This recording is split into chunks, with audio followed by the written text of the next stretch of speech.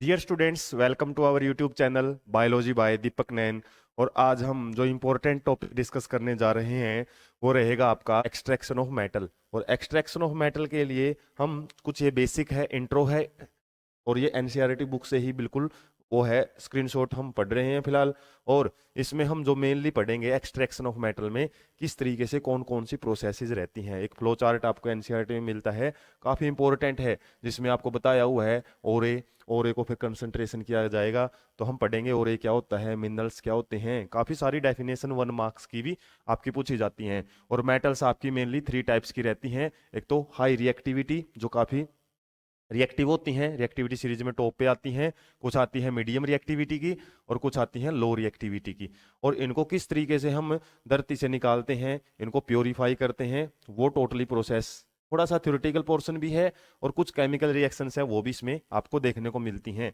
तो इलेक्ट्रोलाइसिस है जो वो प्रोसेस की जाती है किसके लिए, हाई रिएक्टिव मेटल्स के लिए। जैसे इस रिएक्टिविटी सीरीज में यदि बात करें, ये क्या है आपकी हाई रिएक्टिव मेटल्स हैं, ये मीडियम रिएक्टिविटी की हैं, और ये क्या है हमारी लो रिएक्टिविटी मेटल्स होती हैं। तो इन्हीं को हम पढ़ेंगे कि किस तरीके से इनको अर्थ में से हम निकालते हैं, प्यूरिफाई करते हैं। इस टॉपिक में बड़ा ही इंपॉर्टेंट टॉपिक है।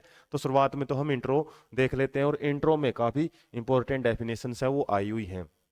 अक्रेंस ऑफ मेटल, मेटल किस फॉर्म में जो पाई जाती हैं अर्थ में, उससे रिलेटेड है। तो इसमें एक तो है मिनरल की डेफिनेशन। और मिनरल क्या होते हैं, ये कुछ जो एलिमेंट्स या कंपाउंड्स होते हैं जो हमारी नेचर के अंदर क्या है, या अर्थ क्रस्ट में नेचुरली फॉर्म में पाए जाते हैं। कोई ऑक्साइड की फॉर्म में पाया जाता है, कोई सल्फाइड की फॉर्म में, अलग अलग जो हमारी मेटल्स होती हैं, खासकर जो एलिमेंट्स जिसको हम पढ़ते हैं, जैसे एक से लेके लगभग 118 एलिमेंट्स है वो डिस्कवर किए जा चुके हैं, फर्दर भी उनकी डिस्कवरी होती रहती है। तो वो अर्थ क्रस्ट में धरती की जो भूपरपट्टी है, ऊपरली सरफेस है, उसको उसमें किस फॉर्म में पाए जाते हैं, उसी को हम बोलते हैं मिनरल्स, खनिज लवण हिंदी में बोलते हैं इनको। इसके अलावा कुछ ऐसी जगहें होती हैं जिनमें जो मिनरल्स के अंदर है ना, एक पर्टिकुलर मैटर है, मेटल है या फिर एलिमेंट है, वो ज्यादा मात्रा में पाया जाता है। मिनरल तो क्या है, इसके अंदर आपकी कोई भी मेटल्स हैं, काफी सारी मेटल्स हैं वो इसके अंदर मिल सकती हैं। जैसे मैग्नीशियम है, कैल्शियम है, हो सकता है एल्यूमिनियम है, सभी मिल सकती हैं। लेकिन कुछ ऐसे मिनरल्स, कुछ ऐसे पर्टिकुलर जगहें जहाँ पे या जिस मिनरल में कोई भी एक पर्टिकुलर मेटल मिलती है, जैसे एल्यूमिनियम ही मिल रही है, तो उस मिनरल को हम क्या बोलते हैं, ओरेज बोल दिया जाता है। ओरेज कोई अलग चीज नहीं है, जिस किसी मिनरल में कोई एक पर्टिकुलर मेटल यदि ज्यादा अमाउंट में मिलती है तो हम उस मिनरल को क्या बोलते हैं, उस पर्टिकुलर एलिमेंट का या मेटल का ओरे बोल दिया जाता है। तो ओरेज एंड मिनरल्स में आपसे डिफरेंशिएट करना पूछा जा सकता है, बड़ी ही इंपॉर्टेंट डेफिनेशन है। और यहाँ पे एक्सट्रैक्शन ऑफ मेटल जब हम पढ़ते हैं कि मेटल्स को इन मिनरल्स से या फिर ओरेज से किस तरीके से निकाला जाएगा, उसी की सीक्वेंस रहेंगी, स्टेप्स रहेंगे। अब बेसिस ऑफ रिएक्टिविटी, रिएक्टिविटी के बेस पे आपको बताया है 3 टाइप की हमने कैटेगरी बनाई हुई है मेटल्स की। जो बहुत ज्यादा रिएक्टिव मेटल्स हैं वो हम इलेक्ट्रोलाइसिस प्रोसेस से भी उनको क्या करते हैं, वो हम सेपरेट करते हैं या फिर एक्सट्रैक्ट करते हैं। इसके अलावा मीडियम रिएक्टिविटी में जिंक, आयरन, लेड और कॉपर आ जाता है। इसके अलावा जो सिल्वर और गोल्ड है ये आपकी नेटिव स्टेट में मतलब फ्रीली ऐसे ही मिल जाती हैं। इनको एक्सट्रैक्ट जैसे हम अर्थ से निकालेंगे ना, एज इट इज ये प्योर फॉर्म में मिलती हैं। तो यहाँ पे कुछ आपसे बातें की हुई हैं, जैसे कि जो गोल्ड, सिल्वर, प्लेटिनम, कॉपर, ये क्या है हमारी नॉर्मली फ्री स्टेट में मिलती हैं, कंबाइंड स्टेट में नहीं मिलती हैं। ये एज इट इज ही हम यूज कर सकते हैं, इनको स्पेशल किसी प्रोसेस से गुजारने की जरूरत नहीं होती। Copper and silver are also found in combined state. कई बार कॉपर और सिल्वर है ना कंपाउंड स्टेट में मिलती हैं, जैसे सल्फाइड के साथ और ऑक्साइड के साथ मिलती हैं, ऑक्सीजन के साथ कंबाइंड की हुई मिलती हैं, या फिर सल्फाइड के साथ, इसलिए इनको बोल देते हैं सल्फाइड या ऑक्साइड, ओरेज की फॉर्म में मिल सकती हैं। यहाँ से आपके 1 मार्क्स क्वेश्चन मिल सकते हैं, इसलिए हर लाइन इंपॉर्टेंट हो जाती है।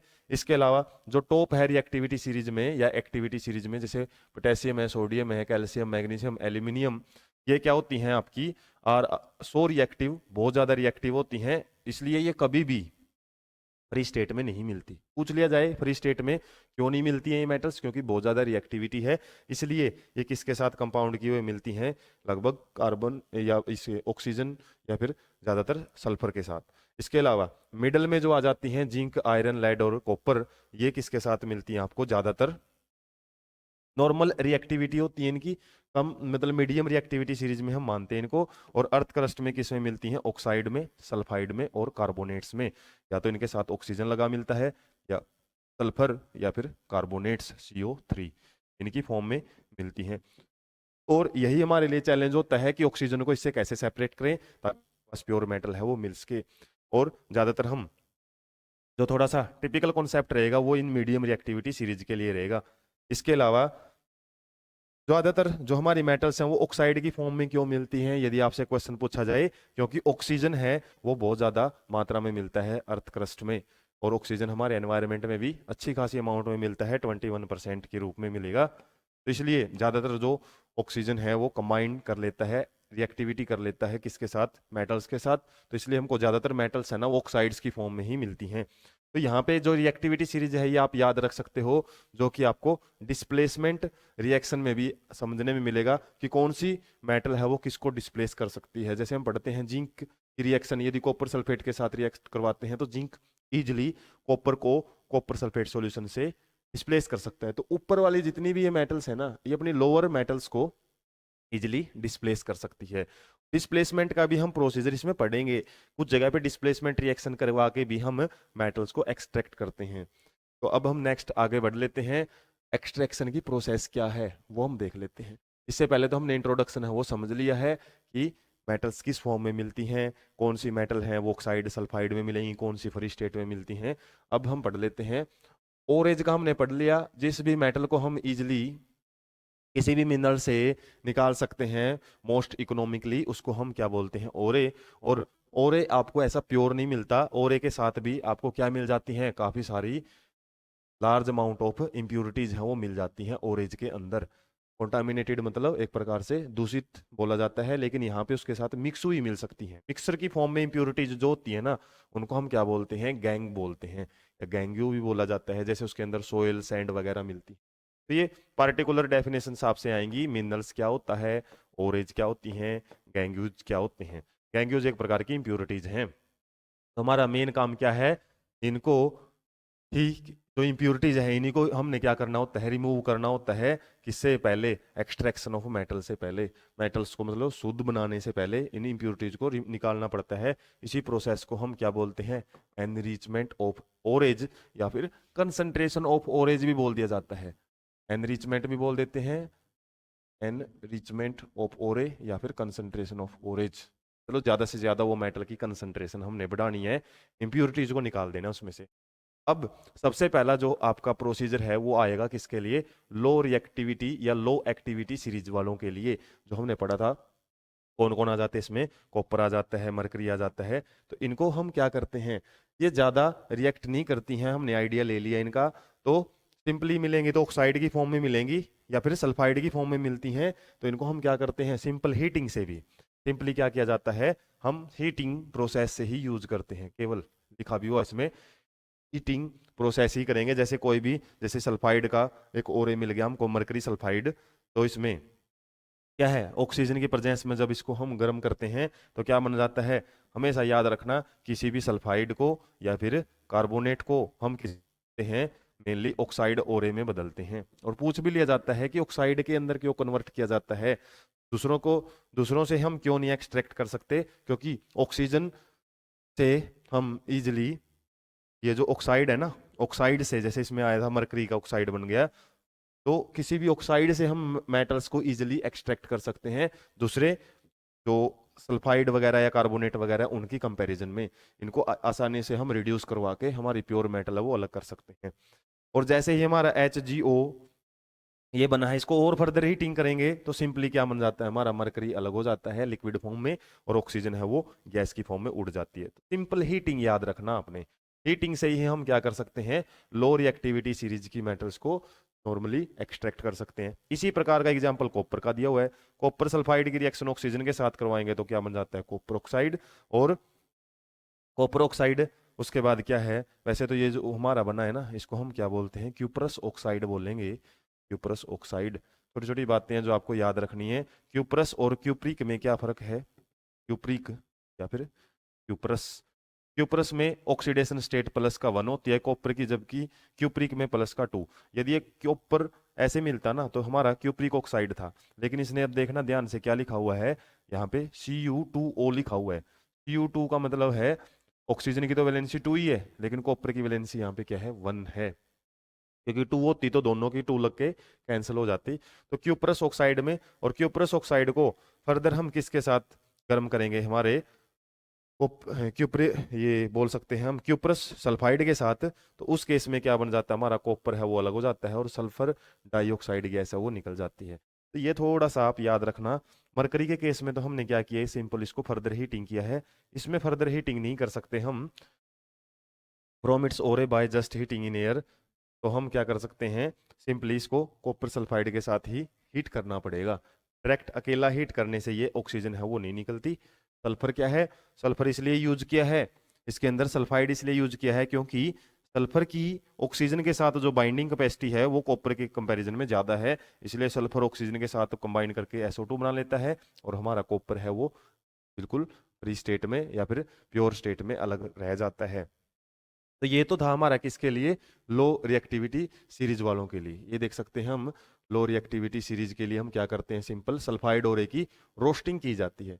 रोस्टिंग का मतलब आगे पढ़ेंगे, रोस्टिंग क्या होता है, ऑक्सीजन की प्रेजेंस में, ऑक्सीजन की प्रेजेंस में जब हीट किया जाता है किसी भी चीज को, और खासकर सल्फाइड वालों को, ताकि उसको किस में कन्वर्ट किया जा सके, ऑक्साइड में कन्वर्ट किया जा सके। देख भी सकते हो सल्फाइड को ऑक्सीजन की प्रेजेंस में जब हम हीट करते हैं ऑक्साइड में बदलने के लिए, इसी प्रोसेस को हम क्या बोलते हैं, रोस्टिंग। और जब ऑक्सीजन नहीं दी जाती, ओनली हीट किया जाता है ऑक्सीजन की एब्सेंस में, उसी को हम कैल्सिनेशन बोलते हैं, कैल्सिनेशन। और बदला तो इसमें भी ऑक्साइड में ही जाता है, लेकिन इनकी किसके लिए प्रोसेस की जाती है, कार्बोनेट वालों के लिए। अब कार्बोनेट में हम देखते हैं ऑक्सीजन पहले से इनके पास होती है, सिंपली हमको कार्बन निकालनी होती है इसमें से, तो सिंपल इनको ऑक्सीजन की एब्सेंस में भी यदि हीट कर देंगे ना तो ये सिंपल ऑक्साइड में कन्वर्ट हो जाते हैं। देख लेते हैं इनके लिए कैसे प्रोसेस की जाएगी। जैसे इसमें मिडल वाले जो भी एक्टिविटी सीरीज वाली मेटल्स है ना, उनके लिए ये प्रोसेस की जाती है। इस प्रोसेस में क्या करते हैं हम, कोई भी सल्फाइड ओरे या कार्बोनेट ओरे की फॉर्म में जो ये मेटल्स मिलती हैं, इनको किस में बदलते हैं हम, ऑक्साइड्स में बदलते हैं। और बोल भी दिया इसने ऑक्साइड में क्यों बदलते हैं, क्योंकि ईजियर होता है ऑक्साइड से मेटल्स को निकालना। इसलिए सबसे पहले इनको क्या किया जाता है, रिडक्शन से पहले इनको सल्फाइड या कार्बोनेट्स को इसमें किया जाता है, मेटल ऑक्साइड्स में कन्वर्ट करते हैं हम। जैसे यहाँ पे देख सकते हैं सल्फाइड है, ऑक्सीजन की प्रेजेंस में हमने हीट किया इसको, तो क्या बन गया हमारा, ऑक्साइड बन गया, जिंक ऑक्साइड। और सल्फर डाइऑक्साइड गैस है वो रिमूव होगी। अब इसको तो हम क्या करेंगे, सिंपली इसको फिर कार्बन की प्रेजेंस में हीट करते हैं, तो Zn अलग हो जाता है और कार्बन डाइऑक्साइड या कार्बन मोनोऑक्साइड वो बाहर निकल जाती है इस तरीके से। और रोस्टिंग प्रोसेस में क्या होता है, सिंपली ऑक्सीजन की प्रेजेंस में हीट किया है हमने।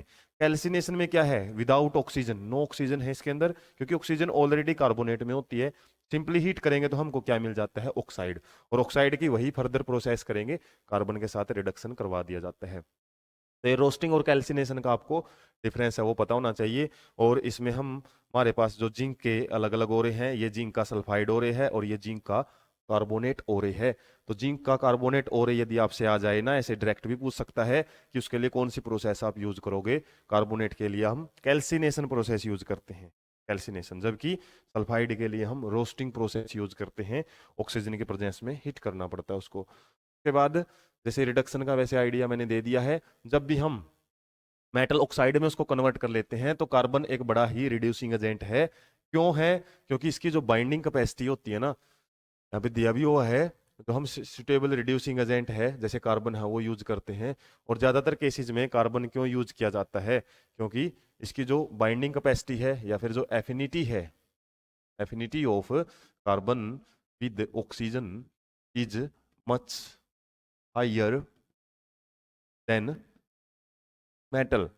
कोई भी मेटल से इसकी जो ऑक्सीजन के साथ बाइंड करने की कैपेसिटी है ना वो ज्यादा होती है, अच्छे से बाइंड कर लेता है, इसलिए जो हमारी कार्बन मोनोऑक्साइड गैस है वो रिलीज हो जाती है, जिंक हमारा प्योर है वो बच जाता है। हमारा मकसद यही है कि हमारी जो मेटल है वो अलग स्टेट में रह जाए, उससे जो भी इसके साथ चिपके हुए हैं ना, कोई सल्फाइड है, कोई कार्बोनेट है, कोई ऑक्सीजन है, वो अलग किया जा सके। इसके अलावा आपसे दूसरी दो मेथड यदि पूछे तो वो क्या हो सकती है, इसके अलावा हम डिस्प्लेसमेंट रिएक्शन, मैंने आइडिया दे भी दिया था, डिस्प्लेसमेंट रिएक्शंस हैं वो भी यूज की जाती हैं। क्या करते हैं हम, सिंपली इन जो भी हमारे ऑक्साइड होते हैं ना, जैसे इसमें MnO2 है, MnO2 हमारा एक ऑक्साइड है, MnO2 ऑक्साइड है, और ऑक्साइड ओरे बोल सकते हो, उसको एल्यूमिनियम के साथ रिएक्शन करवाएंगे तो एल्यूमिनियम क्या है, मोर रिएक्टिव बोल सकते हैं, ज्यादा रिएक्टिव है किससे, जो मैग्नीज है उससे। तो इससे क्या होएगा, मैग्नीज से हमारी जो ऑक्सीजन है वो हट जाएंगी और किसके साथ लग जाएंगे, एल्यूमिनियम के साथ, और एल्यूमिनियम का ऑक्साइड बना लेती है। तो ये एक प्रकार का डिस्प्लेसमेंट रिएक्शन है। तो डिस्प्लेसमेंट रिएक्शन भी हम क्या करते हैं, यूज कर लेते हैं, किसके लिए, खासकर मेटल्स को एक्सट्रैक्ट करने के लिए। उसके बाद नेक्स्ट देख लेते हैं, एक आपसे क्वेश्चन यहाँ से पूछा जाता है, थर्माइट रिएक्शन। और थर्माइट रिएक्शन क्या होती है, थर्मिट रिएक्शन भी इसको बोल दिया जाता है। ज्यादातर किसके द्वारा यूज की जाती है, रेलवे वर्कर्स के द्वारा, रेलवे वर्कर्स को मेथड को यूज करते हैं। डायग्राम भी दिया हुआ है, और केस स्टडी बेस्ड क्वेश्चन इससे बन सकते हैं आपका, ऐसे डायग्राम देके आपसे पूछ सकता है। तो ये किस चीज का डायग्राम है, क्या हो रहा है यहाँ पे, रिएक्शन है वो क्या है, तो रिएक्शन आपको ये याद रखनी पड़ेगी क्या है, इसको समझ भी लेंगे हम। इसमें क्या होता है मेनली, जब रेलवे के ट्रैक टूट जाते हैं ना, बीच में से क्रैक हो जाते हैं, तो इतने बड़े बड़े रेलवे ट्रैक को उखाड़ के और उसको फिर वेल्डिंग के लिए लेके जाना एक बड़ा ही टिपिकल सा काम है। तो उस केस में हमारे पास एक क्या है, सेटअप होता है, और सेटअप के अंदर क्या प्रेजेंट होते हैं, कुछ केमिकल्स होते हैं, जैसे आयरन ऑक्साइड और एल्यूमिनियम। और आयरन ऑक्साइड और एल्यूमिनियम है ना, ये डिस्प्लेसमेंट रिएक्शन शो करते हैं। Aluminium is more reactive than iron, जिसकी वजह से क्या होएगा, जो ऑक्साइड है ना आयरन के साथ है, वो एल्यूमिनियम के साथ बन जाएगा, और आयरन आपका लिक्विड स्टेट में है वो अलग हो जाता है। और यही आयरन लिक्विड स्टेट में क्या करेंगे हम, जो टूटी हुई जो रेलवे लाइंस हैं उनके बीच में इंसर्ट करवा देंगे, और जैसे ही ये ठंडा होएगा तो सॉलिड बन के इस ट्रैक को या फिर इस क्रैक को फिल कर लेता है। तो थर्मिट रिएक्शन में मेनली क्या होता है, याद रख सकते हैं हम इसमें, जाहिर सी बात है, एक तो डिस्प्लेसमेंट रिएक्शन है ना, इनमें अच्छी खासी हीट निकलती है, हाईली एक्सोथर्मिक रिएक्शन है, और इतनी ज्यादा हीट है ना, जो ये क्या करती थी, हमारे आयरन को भी पिघला देती है। सोचो कितनी ज्यादा हीट है वो पैदा होती है।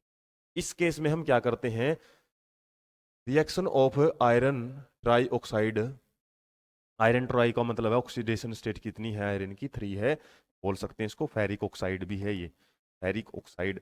और एक फेरस ऑक्साइड क्या होता है, फेरस ऑक्साइड, जिसके अंदर हमारी आयरन की ऑक्सीडेशन स्टेट क्या होती है, +2। ये छोटी छोटी बेसिक बातें आपको याद रखनी है। तो आयरन या फिर फेरिक ऑक्साइड की रिएक्शन जब हम एल्यूमिनियम के साथ करवाते हैं तो ये रेलवे ट्रैक्स को जोड़ने के लिए भी काम में आता है। इसके अलावा बड़े बड़े जो मशीन के पार्ट हैं उनमें यदि क्रैकिंग हो जाती है उनको भी जोड़ने के काम आता है। इसी प्रोसेस को हम थर्मिट रिएक्शन बोलते हैं। ये रिएक्शन आपको याद रखनी पड़ेगी, केवल डायग्राम भी आपको दे दिया जाए। इस बर्तन में क्या करते हैं हम, सिंपली क्या रखेंगे, दोनों को एक साथ रखेंगे, अलग मतलब पहले अलग अलग रखा जाता है, फिर उन दोनों को मिला दिया जाता है। मिलाने से क्या होएगा, हमारा थोड़ा सा यदि हम उनको हीट कर देते हैं तो डिस्प्लेसमेंट रिएक्शन है वो नहीं शुरू हो जाती है, और उसके बाद फर्दर हीटिंग है वो अपने आप ही क्रिएट कर लेती है, जिससे एल्यूमिनियम ऑक्साइड है वो अलग हो जाता है, और आयरन लिक्विड फॉर्म में आने की वजह से वो इसमें से नीचे निकलता है, और हमारे जो ट्रैक है उसको वो फिल कर देता है। तो इस तरीके से थर्मिट रिएक्शन का बड़ा ही हमारा इंपॉर्टेंट काम रहता है। नेक्स्ट पढ़ लेते हैं, जो लास्ट रहेगा कि मेटल के एक्सट्रैक्शन के लिए हम जो टॉप वाली मेटल्स होती हैं, हाईली रिएक्टिव मेटल्स हैं, उनके लिए कौन सी मेथड यूज करेंगे। तो इसके लिए हम क्या करते हैं, इनको हम सिंपली हीटिंग विद कार्बन से नहीं कर सकते, रिडक्शन इनका। यदि कोई भी हमारे पास मेटल्स हैं, जैसे कौन सी, सोडियम वगैरह है, और इसके अलावा एल्यूमिनियम और पोटेशियम वगैरह है, ये जितनी भी रिएक्शन टॉप पे आती है ना, इनके लिए हम कार्बन के साथ इनको हीट करके नहीं कर सकते, क्योंकि ये, बिकॉज इसमें रीजन भी दिया हुआ है, these metals have more affinity for oxygen than carbon. Carbon के साथ अटैच रहने की जो कैपेसिटी है, इसके ऑक्सीजन के साथ अटैच रहने की जो कैपेसिटी है ना इन मेटल्स की, वो ज्यादा है कार्बन के कंपैरिजन में, तो कार्बन उनको हटा नहीं सकता। तो उस केस में क्या है, sodium magnesium and calcium are obtained by electrolysis. Electrolysis क्या होता है, इलेक्ट्रिसिटी पास की जाती है इनके मोल्टन स्टेट में से, मोल्टन क्लोराइड में से। मोल्टन क्लोराइड का मतलब क्या होता है, जैसे NaCl है ना, NaCl, इसको हम गर्म करके लिक्विड स्टेट में ले आएंगे, मोल्टन स्टेट वो होता है। और एक्वस सॉल्यूशन क्या होता है, जब आप NaCl वाटर में घोल देते हो और उससे वो आयनिक फॉर्म में कन्वर्ट हो जाता है। लेकिन इसमें हम क्या करेंगे, साल्ट लेंगे और साल्ट को क्या करेंगे, एक बर्तन के अंदर रख के और उसको पिघला देंगे हाई टेम्परेचर पे। फिर क्या करेंगे, ऐसे दो इलेक्ट्रोड लेंगे, एक कैथोड और एक एनोड, और कैथोड पे क्या रहेगा आपका नेगेटिव चार्ज और एक पे रहेगा पॉजिटिव। इसको हम इलेक्ट्रिसिटी को पास कर देंगे इसके अंदर से। तो जब इलेक्ट्रिसिटी पास की जाएगी, आपके जो सोडियम है, सोडियम क्या होंगे, सोडियम इस जगह पे आके इकट्ठे होंगे नेगेटिव चार्ज की तरफ, और क्लोरीन है वो इस जगह पे इकट्ठे होकर क्लोरीन गैस की फॉर्म में है वो बाहर निकल जाएगा, और हमारा जो सोडियम है वो एक जगह पे अटैच होता रहता है, उसकी मात्रा है वो बढ़ती रहती है। इस तरीके से मतलब इलेक्ट्रिसिटी पास करके ही हम इनको रिमूव कर सकते हैं, क्योंकि ऐसे ही यदि हम डायरेक्ट रिमूव करें तो वो एक दूसरे से अलग नहीं हो सकते। तो इसमें सिंपली आपसे यही पूछा जाता है कि सोडियम है वो किस एंड पे इकट्ठा होता है, कैथोड पे, और एनोड पे क्या मिलता है आपको, क्लोरीन मिलता है। तो NaCl में से सोडियम को अलग करने का ये तरीका रहता है। इसी प्रकार से एल्यूमिनियम को भी हम किससे सेपरेट करते हैं, एल्यूमिनियम ऑक्साइड से। और एल्यूमिनियम ऑक्साइड Al2O3 की बात करें तो किस में टूट जाएगा आपका Al3 पॉजिटिव और O2 नेगेटिव। और पॉजिटिव वाले हमको पता है किसके पास जाएंगे, कैथोड की तरफ, तो एल्यूमिनियम वहां पे इकट्ठा होता रहेगा, जबकि ऑक्सीजन है वो कहाँ पे जाएगा आपका एनोड की तरफ, और एनोड पे क्या है O2 के अंदर कन्वर्ट होके गैस के रूप में बाहर निकल जाता है, एल्यूमिनियम हमारा अलग हो जाता है। तो ये आपको सिंपली बेसिक बातें याद रखनी है। जो लो रिएक्टिविटी सीरीज की ही मेटल्स है ना, उनको हम सिंपल हीटिंग से अलग कर सकते हैं, हाई वालों को हम इलेक्ट्रोलाइसिस से ही क्या कर सकते हैं, सेपरेट कर सकते हैं। इसके अलावा बीट वाले जो हमारी बच गई हैं मीडियम रिएक्टिविटी की, उनको हम क्या कर सकते हैं, कैल्सिंग या रोस्टिंग से पहले उनको ऑक्साइड में कन्वर्ट करेंगे, ऑक्साइड से उनको सिंपल मेटल में लेके आने के लिए रिडक्शन करवाया जाता है। रिडक्शन आप कार्बन की वजह से भी कर सकते हो, और दूसरा किसके साथ, डिस्प्लेसमेंट रिएक्शन के साथ भी कर सकते हो।